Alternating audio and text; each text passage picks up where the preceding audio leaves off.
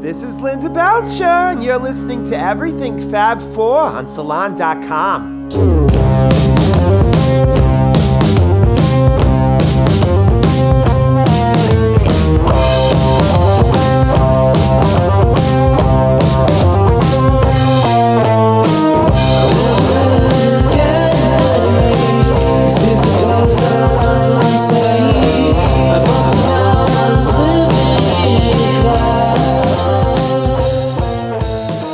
Welcome to Everything Fab Four, a new podcast focused on fun and intelligent stories about the Beatles.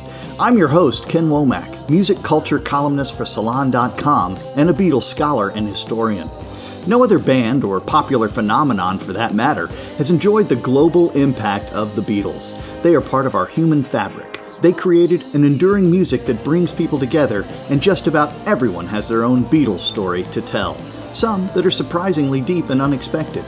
With each episode, we'll be featuring a new guest to share their Fab Four journey, along with amazing theme music from Black Rabbit. Remember, it's a Beatles world, and everybody has a story.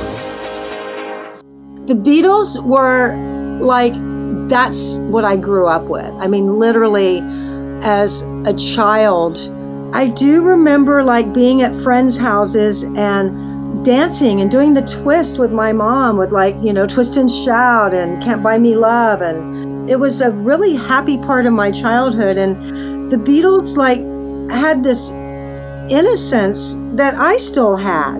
In my childhood, there was the songs, there was the movies, and then there was the cartoon. It's hard to even separate things out. Today's guest is Kathy Valentine, an American singer, songwriter, and musician. She made music history as a member of the Go-Go's. Over the years, she has maintained a career in music through songwriting, recording, performing, and touring, as well as academic and other creative pursuits. At 21, Kathy was living in Los Angeles when she met a guitarist from a fledgling band called the Go-Go's, and the band needed a bassist. The Go-Go's became the first multi-platinum selling all-female band to play instruments themselves, write their own songs, and have a #1 album. Their debut, Beauty and the Beat, spent 6 weeks at the top of the Billboard 200 and featured the hit songs We Got the Beat and Our Lips Are Sealed. The record's success brought the pressures of a relentless workload and schedule, culminating in a wild, hazy, substance-fueled tour that took the band from the club circuit to arenas where fans, promoters, and crew were more than ready to keep the party going. For Valentine, the band's success was the fulfillment of a lifelong dream. But it's only part of her story. Her new book, All I Ever Wanted, a rock and roll memoir, traces the path that took her from her childhood in Texas, where she all but raised herself, to the height of rock and roll stardom, devastation after the collapse of the band that had come to define her, and the quest to regain her sense of self after its end. In her book, Valentine speaks candidly about the lasting effects of parental betrayal, abortion, rape, and her struggles with drugs and alcohol, and the music that saved her every step of the way. Her book is filled with vivid portraits of 1980s rock and roll, but most importantly, All I Ever Wanted is a deeply personal reflection on a life spent in music. Welcome, Kathy Valentine. Thank you for being here with us today, Kathy. I have just read your fantastic memoir, and it strikes me that it is so different from so many other kinds of autobiographical tell-alls that are available in the marketplace because, quite frankly, it's real. Well, it had to be. I had a couple of motivations. One, I want to be a writer. I want to be seen and accepted as a writer, and I felt like starting out, opening the door to that with a story that only I could tell, would be the way, rather than here's this great literary novel from the girl that played bass on We Got the Beat in 1982. I just didn't think that was a good foundation, so I thought, I'll start with a memoir to show that I can write and that I can elicit response. You know what it is. I wanted my reader to connect with me, and I didn't think that I was a big enough celebrity to just have people want to just buy my book because they're curious about me. I'm very practical that way. So I felt like it had to be a memoir to open the door to me being a writer, and I felt like it had to be really well written, and it had to be really honest and relate on a level as a person and as a human being, rather than thinking for 1 second that my position as a known person would be enough. It's just not. What had to be enough was good writing and a good, compelling story. So I felt like with those two things, I could do it. You know what I mean? Well, it certainly works in terms of a good narrative voice that keeps the readers engaged, which is really, after all, the whole point of it. And it clearly seems like you enjoyed the writing process. I just loved writing it. I have to say, it's like I had motivations for writing the book, and like I just explained, and I felt like I had a good story and a compelling story. And I felt like, as I wrote in my book, that it's important for women that make music their lives to get our stories out there. But what I didn't expect was how much I would enjoy it and how much I would enjoy putting all those fragments of memories together to make a big picture that, I don't know, it just was a super cool endeavor, as well as, of course, as you can imagine, very emotional. It's also important, of course, that your book is told from a female point of view, right? We're talking about a rock and roll book marketplace that is oversaturated with volumes told from a masculine point of view. Did you consider that issue when you were working on your book? What fascinates me is how rare it is that a woman chooses music for her entire livelihood, and how you have to get to a certain level of success to even be able to do that. So there's a lot of academia about it, because it's almost like a gender studies thing. Like, a man cannot be that successful and yet still be a musician for his whole life, right? Whereas a woman has to get to a certain level to make it her whole life. She has to be able to succeed, or else they just go into obscurity. And all these bands in the 60s that were women, they're obscure because they weren't successful. Because especially back then, nobody had nannies in 1963, 64. So they had to choose. They had to choose a life. So I guess I'm just fascinated by these choices that women made, and to make music their life, and what got in the way, and why they couldn't make it their life, why it was just a period of their life, whereas somebody like me, or Chrissie Hynde, or the Wilson sisters, or Joan Jett. So how did you get your start as both a musician and a recording artist? Well, I started it with my friend Carla, and it's funny because everything we recorded, I felt just was so low budge and just didn't sound meaty or crunchy or just, my favorite band during that time was Nick Lowe, Rockpile, Tom Petty. Like, we were very much about kind of that, but also I was a little bit more of the punkier one. I really loved the Damned and the Ramones and all that. So very soon it became like a two bands in one. Like, I would write my songs and sing them, and Carla would write her songs and sing them. And when I quit the band, that was part of the reason. But we started we'd moved our punk band to LA, and we broke up right away. And while Carla and I were trying to put a new band together, we were just kind of being these Texans in LA, and there was a real community. The Texans really banded together. I remember meeting Mark Benno and being so blown away, because it was Mark Benno, and who didn't have, him and Leon Russell's work. And yet the bond was that he was from Texas. And there was this amazing band from Dallas called the Werewolves, that I think Andrew Luke Holdham was either the manager or their producer.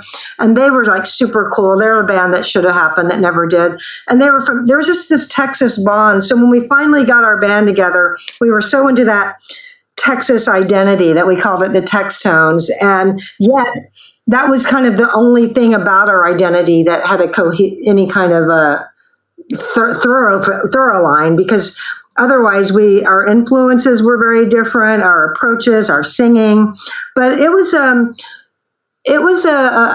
pretty, for me, it was enough things happened in that band that made me want to stay in LA and made me feel like LA was just covered in magic dust where anything could happen. And I thought I'd been in the band for years. I was only writing the book that I realized, it probably took us 9 months to put the band together. We probably didn't totally come together till the end of 79. And, by the end of 80, I was in the Go-Go's. We're playing with the Go-Go's. So what happened then to Carla Olson, who was your fellow member of the Textones? Yeah, Carla is a really good guitar player. She was much better than I was as a guitar player. Yet together, I thought we were really special because, there's two cool Texas chicks leading a band, and I thought we had everything it takes. But it was definitely just kind of a developing stage that I think was really good for me. Let's activate our time machine for a moment and go a bit further back to the 1960s and the Beatles. What is your Fab Four origin story? The Beatles were that's what I grew up with. I mean, literally as a child, I remember there was my mom wasn't real music. There wasn't a lot of music in our house. We didn't have a stereo. But I do remember being at friends' houses and dancing and doing the twist with my mom with Twist and Shout and Can't Buy Me Love. And this was it was a really happy part of my childhood. And the Beatles had this innocence that I still had. And it's one of the interesting things to me when I think about me in relationship with the Beatles. It's right when my life really started kind of turning to crap, when my book starts, that was kind of when the Beatles broke up.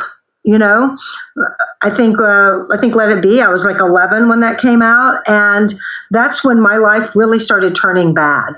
And I could have used that soundtrack then because there was so much of it was just kind of leading me along. And yet when I started getting high and stuff, I could look back to these childhood kind of figures knowing that they were getting high, and that kind of bridged it for me. Okay, if the Beatles get high, then it's harmless, because it was harmless in the 70s. The idea of smoking pot or doing some mushrooms or stuff, there was nothing sinister about that world. How did your own interest in the Beatles develop? In my childhood, there was the songs, there was the movies, and then there was the cartoon. It was my first relationship with music. It was my very first relationship where I knew the words, where I sang along, where I felt happy. It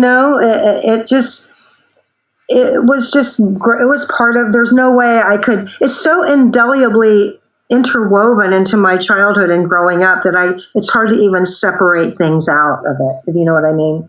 So for you, it was sort of the natural commerce of being a kid, hearing all of this great music. It wasn't later on when everybody would analyze every little word and, trying to figure out what this meant and what that meant. It was very literal, I want to hold your hand. That's what it meant, It was so I think lyrically, they just kind of all along, they just changed the entire game lyrically. My first single that I ever bought was Paperback Writer or Hanky Panky, or I might have bought them both at the same time. I remember having, a little record player. I finally had a little record player, and that's when my first singles were, not only top 40 and bubblegum and stuff, but were Beatles singles. When we return, we'll hear more from Kathy Valentine about her early love of the Beatles, her growing love of music, and her early years in Texas. We're back with Kathy Valentine.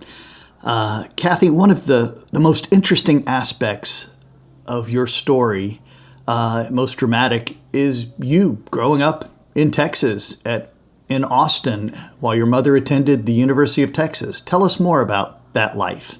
my mom was pretty social and she was a UT student.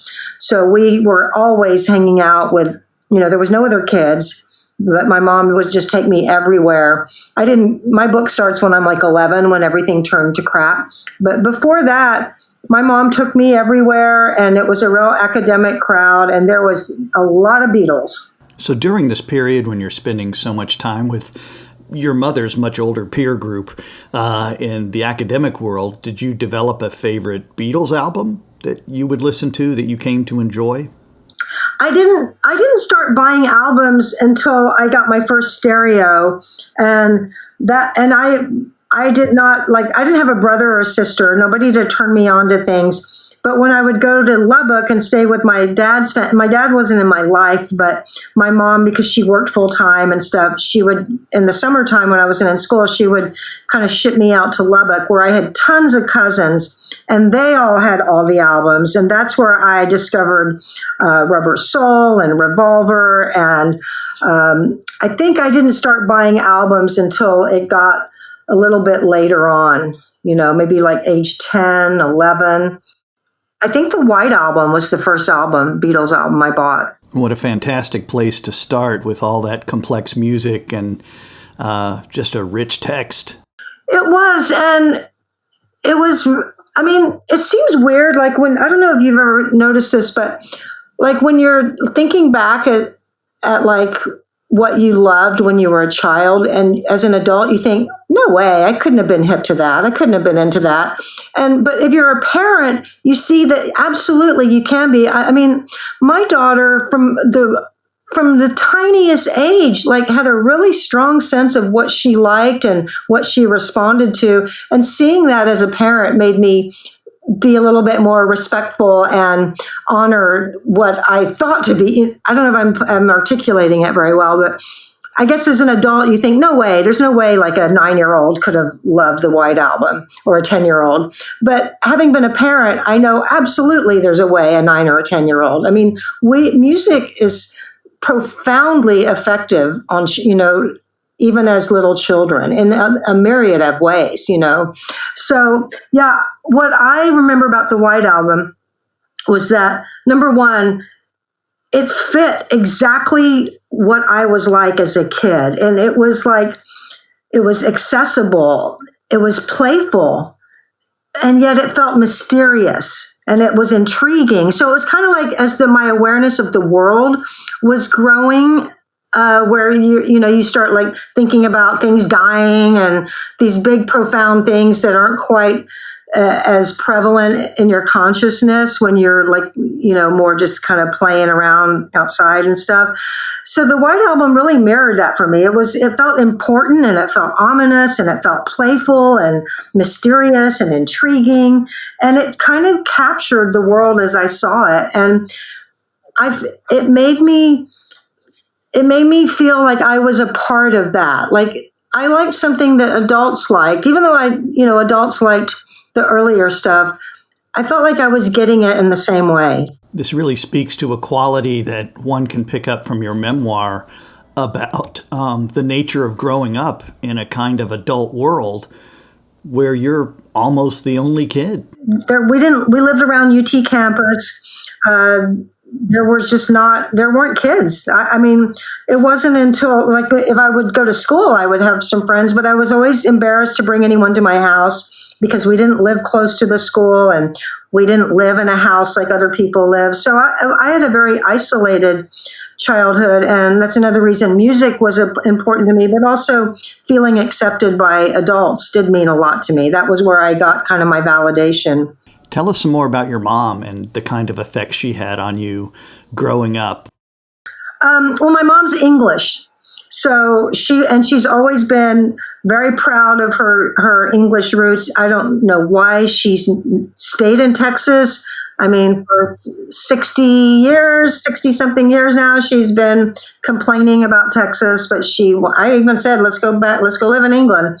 And she doesn't want to, but she's always been proud of being from England. I've always been proud of being half English.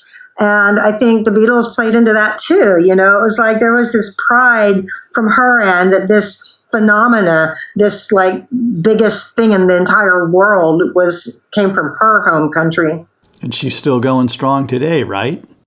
Yep, she still lives here.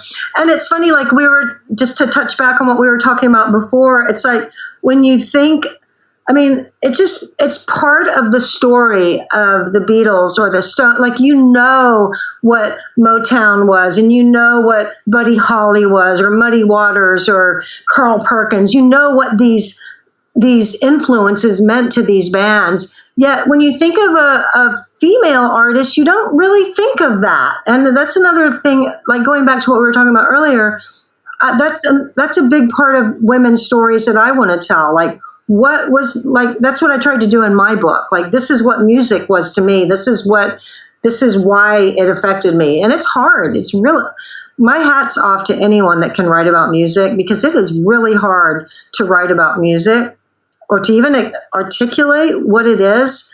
Like, I did this interview not long ago, and somebody's like, well, why, tell me this song that you know, what's your favorite Bowie song? And you just kind of spout one out. And then they're like, well, why?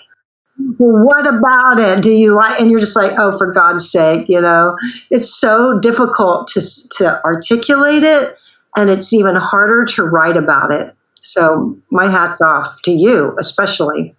In your memoir, you narrate an early trip to England that seemed like it was a real change maker for you as far as your identity went. I had been playing the guitar.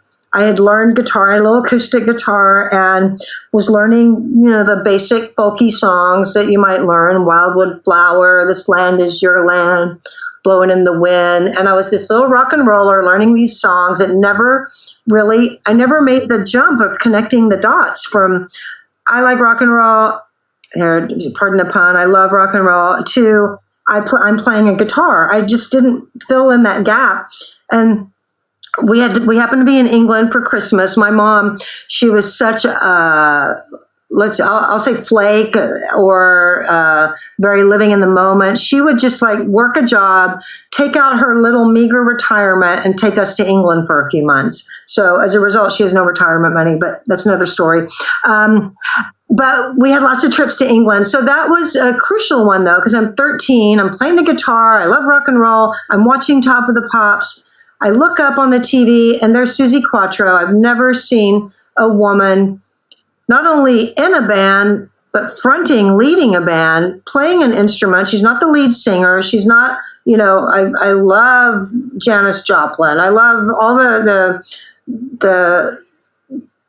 all of them, like there's millions, you know, there was not that many, but the female rock stars, super cool, but I never seen any playing an instrument, and that changed everything. That was the gap. That was I play guitar, I love all these bands. Oh, I can be in a band. That was it. Of course, as you point out in your memoir, it was not that simple, was it?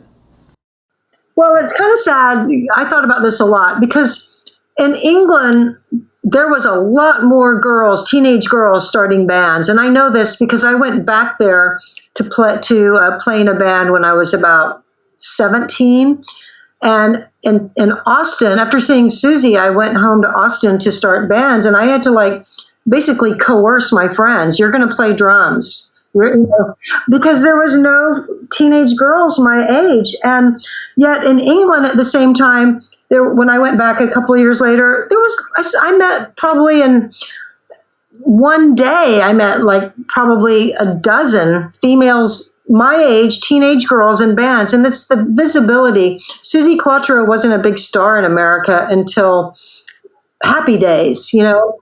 That's right. She played the Milwaukee Tough leather Tuscadero on that show. So it kind of breaks my heart to think in this crucial time of music, when bands are reflecting the entire, I don't even know what the word is, the zeitgeist of an entire culture and generation, and forming bands and reflecting that. How many, women are so not as much in that story as they could have been if there was the visibility. And you can't do anything about it. I mean, now we have YouTube. Now you can go on YouTube and just type in girls that play lead guitar, and you will watch videos for the next 2 days of girls sitting in their bedroom shredding on a guitar. But back then there was none. And yet there were.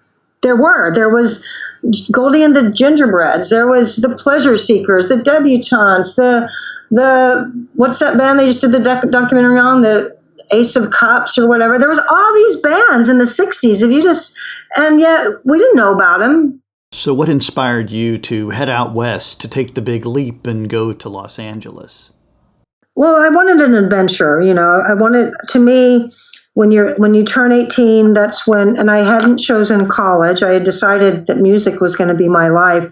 So I'm a very goal-oriented, methodical strategist. And I'm like, okay, if you're going to make it in a band, it's not going to happen in Austin. You got to go to New York or LA.